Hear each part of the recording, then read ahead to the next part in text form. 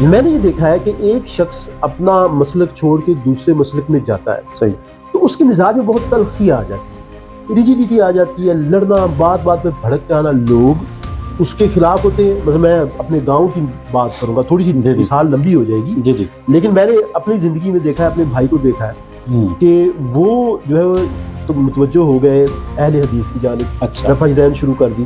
تو میں اس وقت فرسٹ ایئر میں تھا اور میں بڑا اس پہ کیا کہوں کہ آج بھی تکلیف ہوتی ہے کہ میں جب گاؤں گیا تو مجھے جو ہے وہ لوگوں نے کہا تمہارے بھائی نے مذہب ہی بدل دیا. اچھا. اور میں نے بھائی کو بھی دیکھا کہ وہ بھی تیکھے ہو گئے. اس کے بعد بھی دیکھا کہ ریجیڈیٹی بہت آ گئی، جو اڈیپٹیبلٹی ہے وہ ختم ہو جاتی ہے. ایسا کیوں ہے؟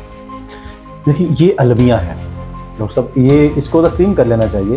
ہوتا یہ ہے کہ ڈاکٹر صاحب میں اگر 2-4 صحبتوں میں جو ہے نا وہ کسی بندے سے کچھ سیکھتا ہوں نا، تو وہ ایک دم سے کچھ احادیث پڑھیں، کچھ قرآن کی آیات پڑھیں، کچھ فتاویٰ پڑھے، تو برتن چونکہ چھوٹا ہوتا ہے اور چیز زیادہ آ جاتی ہے تو وہ بار ابلنے لگتی ہے.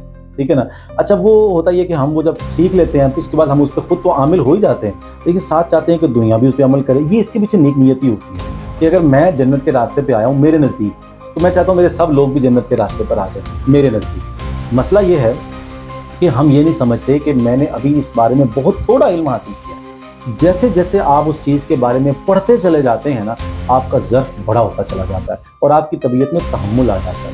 میں آپ سے عرض کرتا ہوں ڈاکٹر صاحب، میں جب چھوٹا تھا نا تو ناظرہ پڑھنے کے لیے میں ایک بریلوی مسجد میں جاتا تھا. اچھا جب میں نے حفظ شروع کیا نا، میں گھر کے قریب اہل حدیث مسجد میں نے وہاں سے شروع کیا. اچھا میں نے 10 پارے وہاں سے حفظ کیے. اس کے بعد میں نے مدرسہ تبدیلی کیا اور وہ دیوبند کا مدرسہ. ٹھیک ہے. میں وہاں چلا گیا، تینوں ذائقے میں نے چکھے ہوئے. اچھا میں وہاں چلا گیا، مکمل وہاں پر کیا.